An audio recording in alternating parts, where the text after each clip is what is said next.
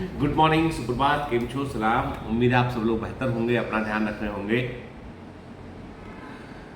दरअसल मैं New York times का एक कार्टून देख रहा था, जो कार्टून जो है आजकल बड़ा वायरल हुआ है कि उन्होंने जो है जब चंद्रयान 1 और चंद्रयान 2 वाले मिशन चल रहे थे तब उन्होंने जो है एक कार्टून पब्लिश किया था कई साल पहले न्यूयॉर्क टाइम्स में कि जो है अंदर कुछ लोग बैठे हुए हैं चाइना के, अमेरिका के, रशिया के, जो इलीट क्लास है, इलीट स्पेस क्लब लिखा हुआ है, और बाहर से कोई दरवाजा नॉक कर रहा है जिसके हाथ में एक गाय है और एक किसान टाइप का आदमी है। ठीक है, इंडिया मतलब भारत जो है स्पेस वाले क्लब में शामिल होने की कोशिश कर रहा है, ऐसा कार्टून न्यूयॉर्क टाइम्स ने छापा था मजाक उड़ाते हुए इंडिया का। अब उसका काउंटर कार्टून जो है मैंने कल देखा किसी ने कि अंदर इलीट क्लास में अंदर बैठा हुआ है, अंदर जो जो स्पेस रिसर्च की जो सेंटर है वहाँ पे गाय भी अंदर है और किसान भी अंदर है, और जो बाहर से लोग दरवाजा नॉक कर रहे हैं जो अंदर बैठे लोग थे पहले। ठीक है, जवाब दिया किसी इंडिया के कार्टूनिस्ट ने, क्योंकि इंडिया फर्स्ट कंट्री बना जो चांद के साउथ पोल पे, जहाँ पे कोई अब तक सॉफ्ट लैंडिंग नहीं कर पाया था, वहाँ पे सॉफ्ट लैंडिंग किया। और अगले 15 दिन में जो रिसर्च सामने आएगी वो ये बताएगी कि चांद पर इंसान के रहने लायक कंडीशन कैसी है और क्या चांद पर वाकई में इंसान की कॉलोनियाँ बन सकती हैं। इस बारे में संभावनाओं का पता लगाया जाएगा। कि बहुत दूर की बात है हालांकि ये, लेकिन जो है पूरी दुनिया की नज़र टिकी हुई है चंद्रयान 3 से आने वाली इंफॉर्मेशन पर। बड़ा अचीवमेंट है, दोबारा मैं इस पर बात कर रहा हूँ।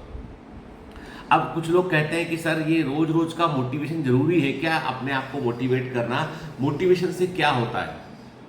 मेरे अंदर तो उतनी क्षमता है ही नहीं है। अब कोई मुझे चाहे कितना ही मोटिवेट कर ले, मैं तो उतना कुछ कर ही नहीं सकता हूँ। तो मैं आपको बताऊँ एक मजेदार बात, मैंने आपको बताया भी था कि आजकल मैं रामायण को के अलग अलग वर्जन को पढ़ रहा हूँ। ठीक है, आप बोलोगे सडनली क्यों पढ़ रहे हो आप? तो मैं रामायण भी पढ़ूंगा, बाकी इसके अलावा मैं बाइबल भी पढ़ूंगा, मैं कुरान भी पढ़ूंगा। मतलब मैं एकदम न्यूट्रल आदमी, मैं सब में चाहता ये हूँ कि मुझे कुछ ही विषय पर जब मैं बात करूं तो मेरे पास कुछ पुख्ता जानकारी होना चाहिए। ठीक है, मेरे पास इन्फॉर्मेशन होना चाहिए। सही है इन्फॉर्मेशन, गलत है इन्फॉर्मेशन, एक दूसरा इशू है। बात यह है कि मुझे ये पता होना चाहिए कि जो जिन बातों पर हम लोगों के आपस में मतभेद हैं, मनभेद हैं, क्या वो बातें वाकई में एग्जिस्ट करती हैं। क्योंकि अभी तक हमारा जो ज्ञान है ना, अधिकांश ज्ञान हमारा व्हाट्सअप यूनिवर्सिटी पर बेस्ड हो गया है। आजकल व्हाट्सअप यूनिवर्सिटी मतलब व्हाट्सअप की इंफॉर्मेशन को ही लोग सच मान लेते हैं, जबकि किताबें सच कहती हैं। किताबों में जो लिखा होता है वो बड़े रिसर्च के बाद बड़ी जिम्मेदारी के साथ लिखा गया होता है। व्हाट्सएप पे जो मैसेज आप फॉरवर्ड करते हो वो जिम्मेदारी के साथ नहीं होते हैं, उसकी कोई रिलायबिलिटी, क्रेडिबिलिटी और उसका जो है कोई बैक चेक नहीं कर सकते उसका। बुक्स जो है उनको अपना रेफरेंस पॉइंट देना पड़ता है। जब हम लोग मेडिकल कॉन्फ्रेंस में कुछ भी पब्लिश करते हैं ना, तो हमको बहुत सारे रेफरेंसेस वहाँ पे देने पड़ते हैं। तो मुझे मोटिवेशन से याद आया कि हनुमान जी को जब रामायण में किस्सा है कि हनुमान जी जब कहा गया कि भाई अब ये लंका का पता लगाना है कि है कहाँ पर, एग्जैक्ट लोकेशन तो पता लगानी पड़ेगी, तब तो जाके अपन कुछ समुद्र में पुल बना पाएंगे, कुछ कर पाएंगे रावण तक पहुँचने के लिए। तो लंका जाके पहले तो पता लगाओ कि वहाँ पर माता सीता है भी कि नहीं है। कहले लंका जाएंगे कैसे, अब अपने पास तो कोई विमान भी नहीं, कुछ भी नहीं। तो फिर जो है वो जामवंत याद दिलाते हैं हनुमान जी को कि तुम्हारे अंदर वो क्षमताएं हैं कि तुम पहुंच सकते हो।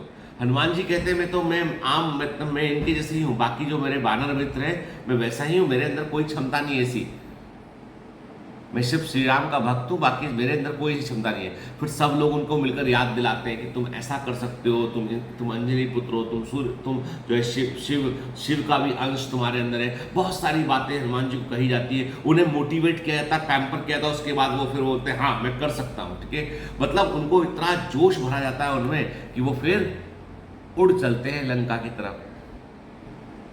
मोटिवेशन जरूरी है।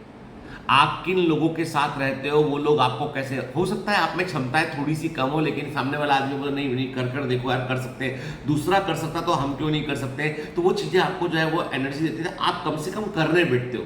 जब तक करने नहीं बैठोगे, डर के मारे करने नहीं बैठोगे, कुछ होगा ही नहीं। तो डर को भगाकर करने नहीं बैठेंगे ना तो कुछ घटेगा।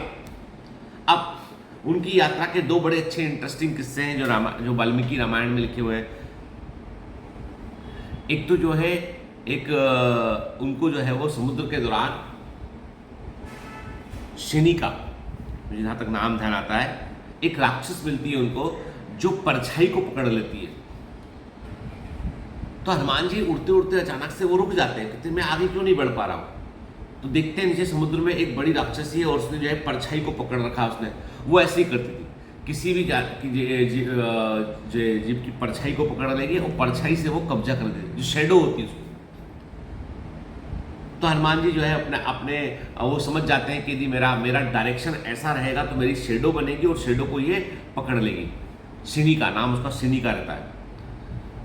तो शेडो को पकड़ लेगी तो मैं मूव नहीं कर पाऊँ। तो वो क्या करते हैं, वो होशियारी से जो है वो अपना सूर्य की दिशा को देखकर अपने आप को ऐसा पोजीशन करते हैं कि उनकी शेडो बहुत छोटी बने और वो हमेशा शेडो से आगे रहते, शेडो पीछे रहती है। ठीक है, मतलब ऐसे करते हैं वो कि वो उसको सिनिका को उनकी शेडो पकड़ने में दिक्कत होती है। बहुत कोशिश करती है और उसके बाद फाइनली वो थक जाती है, तो ये फिर आगे निकल जाते हैं। एक ऐसा इंसिडेंस भी है। तो अब प्रश्न उठता है कि रामायण में इस इंसिडेंस से बताने की क्या कोशिश की गई है। रामायण में इस इंसिडेंट से ये बताने की कोशिश की गई है, जब आप किसी बड़े लक्ष्य की ओर निकलते हो, जब कभी किसी बड़े लक्ष्य की ओर निकलते हो, बड़े मिशन पर होते हो, तो आपकी परछाई आपको रोक सकती है, जो कि यहाँ पर पास्ट का प्रतीक है कि आपका पहले किए गए कर्म, पहले किया गया आपका काम या पहले की आपकी इमेज आपको रोक सकती है। तो आपके जैसे वो राक्षस सिनिका थी जो परछाई को पकड़ लेती थी ताकि वो आगे ना बढ़ पाए, ऐसे ही जिंदगी में कई सारे आपको दोस्त यार मिलेंगे, रिश्तेदार मिलेंगे जो आपकी परछाई को पकड़कर आपके आगे बढ़ने को रोकेंगे। वे आपसे आपके पास्ट की बात करेंगे, तुमने पहले जिंदगी में तो ऐसा कभी किया नहीं, तेरे से बस का नहीं है, तू नहीं कर सकता है, तुझसे नहीं हो पाएगा, देख ऐसा है, अपनी परिस्थिति नहीं है, तेरे पिताजी ने ऐसा किया था तो उससे ऐसा हो गया, ऐसे मतलब ऐसी बहुत सारी बातें, बहुतेरी बातें करेंगे वो। आपको पास्ट दिखाएंगे, आपको आपकी सामाजिक स्थिति दिखाएंगे, आपको आपके सपने में आगे बढ़ने देने में हेल्प नहीं करेंगे, वो आपके पास्ट से आपको रोक कर रखेंगे वो। तो जो भी लोग उस परछाई के फेर में पड़ जाते हैं वो रुक जाते हैं, आगे नहीं बढ़ पाते हो। तो आपको इस बात का बहुत ध्यान रखना है कि आपके रिलेटिव, आपके दोस्त यार, आपके शुभचिंतक, सो कॉल्ड जो अपने आप को शुभचिंतक बोलते हैं, दोस्त यार समझते हैं, यदि आपको डिमोटिवेट कर रहे हैं, आपको आगे बढ़ने से रोक रहे हैं, आपके पुराने पास्ट को बताकर, आपकी पुरानी हिस्ट्री बताकर आपको बता रहे हैं कि तुमसे नहीं हो पाएगा, तो वो उस राक्षसी के समान है वो। हमें अपनी वेलोसिटी बढ़ानी होगी, हमें अपनी परछाई को उनके हाथ में पहुंचने से रोकना होगा और आगे बढ़ जाना होगा। तो हनुमान जी वही सिखाते हैं कि बड़े लक्ष्य में, बड़े मिशन पर हो तो लोग तुम्हारे पास्ट का उपयोग करेंगे, लोग तुम्हें रोकने की कोशिश करेंगे और तुम्हारे पास्ट से वो तुम्हारे फ्यूचर को रोक रहे होंगे, बच कर रहना उनसे। फिर एक जिक्र मिलता है सुरसा का कि बड़ी राक्षसी होती है, वो जो भी वहां से निकलता है उसे वो निगल जाती है। हनुमान जी वहां पहुंचते हैं तो हनुमान जी देखते हैं एक राक्षसी है और खड़ी रास्ते में, ये रोकने के लिए बोलती है यहाँ से तुम निकल नहीं सकता, कोई भी समुद्र को लाग नहीं पाया, जो मेरे मुंह के, ऐसा कोई इस पूरी धरती पर नहीं हुआ है जो मेरे मुंह से निकले बगैर, जो मेरे मुंह के अंदर ना जाए, यहाँ से पार करे और मेरे मुंह में ना जाए, ये मुझे वरदान है। मैं यहाँ से जो भी निकलेगा वो मेरे मुंह के अंदर जरूर जाएगा, तो मैं खा जाऊंगी उसको, तुम कोई अपवाद नहीं। हनुमान जी बड़े मुसीबत में, क्या करें भाई। वो अपना मुंह खोलती है, हनुमान जी अपना साइज बढ़ा लेते हैं, वो अपना मुंह खोलती है, अपना साइज बढ़ा लेते हैं। वो देखते हैं कि जितना मैं अपना साइज बढ़ा रहा हूं उतना ही उसका मुंह खुलता चला जा रहा है। इसका मतलब ये तो प्रॉब्लम वाली बात है। वो अपने आप को मक्खी से छोटा कर लेते हैं, उसके मुंह के अंदर जाते हैं और उसके मुंह बंद करने के पहले बाहर निकल जाते हैं और बाहर निकल कर बोलते हैं, देखो आपने कहा था कोई भी यहां से निकलेगा वो आपके मुंह में जरूर जाएगा, मैं आपके मुंह के अंदर गया, बाहर भी आ गया मैं, तो मुझे अब जाने दो। आपके मन की बात रह गई, मेरा काम भी नहीं रुकना चाहिए, मैं आपके मुंह के अंदर गया, वहां से बाहर आ गया, अब तो आप खुश हैं। वो कहते ठीक है जाओ, चले जाते हैं। ये कहानी क्या बतलाती है, व्हाट दिस स्टोरी टेल्स, ये बताती है कि जिंदगी में कई बार तुम्हारे सामने बाधाएं आएंगी, जटिल समस्याएं आएंगी। हर बार समस्या से आपको लड़ना जरूरी नहीं है। Every time you don't have to find a smaller solution and get away.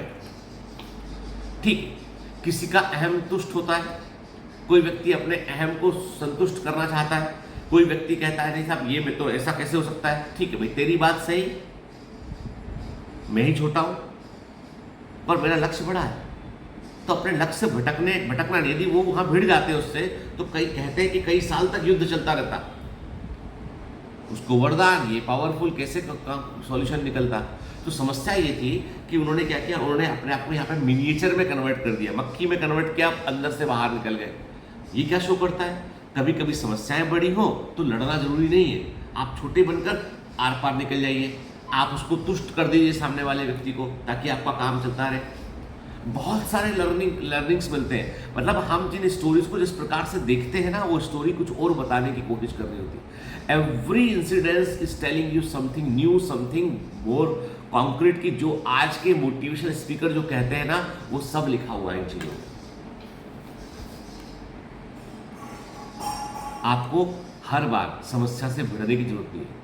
कुछ समस्या ऐसी है जिनको आप छोटा करके देखो, अपना सॉल्यूशन निकालो, निकल जाओ, वो समय के साथ निकल जाएंगे, पीछे छूट जाएंगे कहीं, वो आप बहुत आगे निकल चुके होंगे, है ना। बहुत सारी नई बातें हमको सीखने मिलती है। तो आज की लर्निंग दो इंपॉर्टेंट चीज़ें हैं। पहला तो ये है, अपने पास्ट को अपने प्रेजेंट पर और अपने फ्यूचर पर हावी मत होने दो। दूसरा ये, समस्याओं से हर बार पूरी तरीके से भिड़ने से अच्छा है कि समस्याओं को कई बार हमें जो है वो उन समस्याओं से छोटा बन के निकलना होता है। कई बार हमको उन समस्याओं को यथास्थिति में छोड़कर आगे बढ़ जाना होता है। सफ़र नहीं रोकना हमको, क्योंकि ये प्रॉब्लम टेम्परेरी होती है। कई बार प्रॉब्लम जो है वो आपकी छोटी होगी तो तुरंत सॉल्व हो जाएगी, और जिस प्रॉब्लम का कोई समाधान नहीं है, ऐसी कोई प्रॉब्लम होती नहीं है। लेटर और सूनर वो सबसाइड जरूर कर जाएगा। चलिए, have a great day, all the best, bye bye.